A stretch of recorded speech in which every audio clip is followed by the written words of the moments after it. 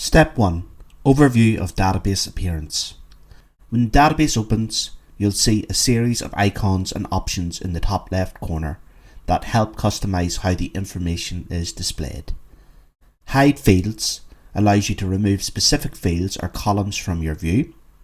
Group organizes the records by a chosen field or column. Sort arranges the information within a selected field or column in ascending or descending order.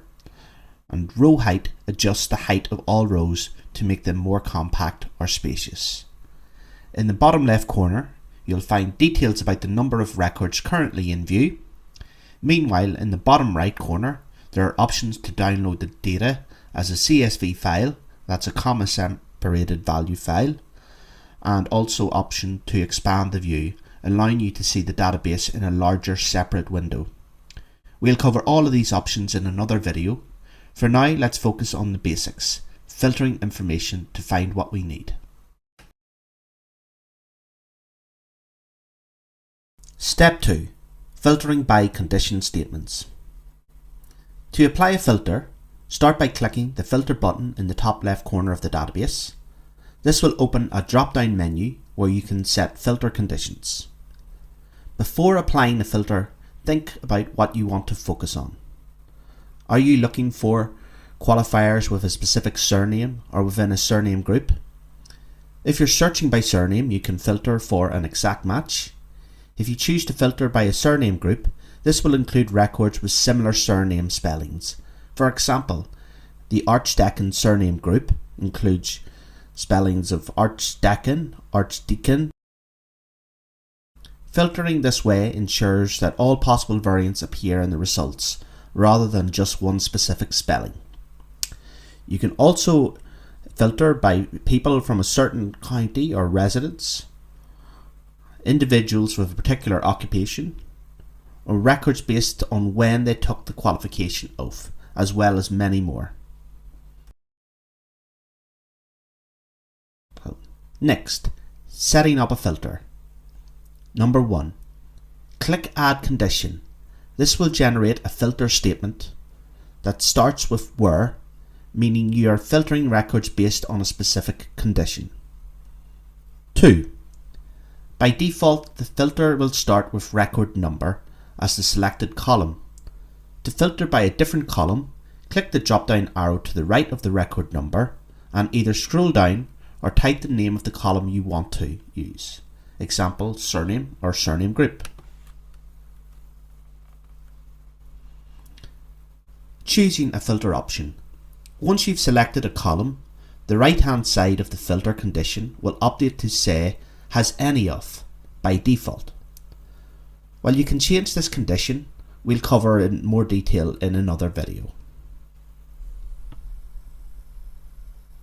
To select a value to filter by, click Select an option on the right hand side of the condition. Then either scroll down and choose from a list or start typing the value you want and press enter. This will filter the database to display only the records that match your selected criteria. Step 3.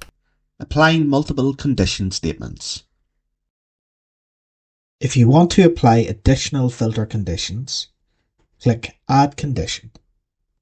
This will create another partially filled filter statement below the first one. You'll also see an operator box appear before the new statement with the default option set to AND.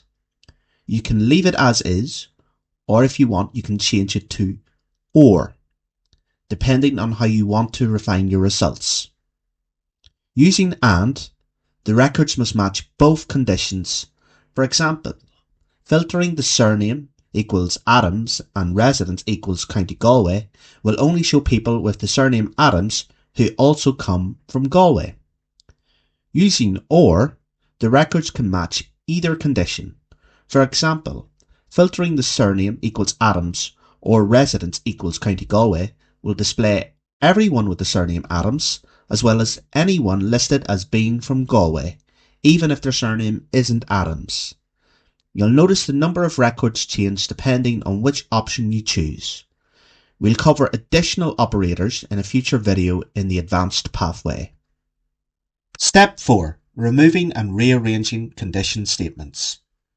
To remove a filter condition, simply click the bin icon next to it.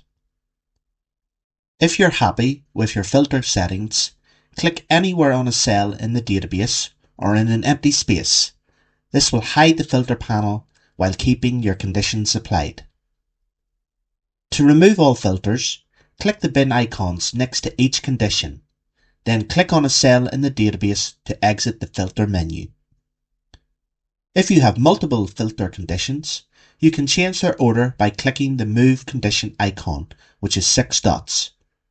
Your cursor will change to a hand, allowing you to drag and rearrange the conditions to set which one takes precedence, and this will change the order of how the information is organised in your view.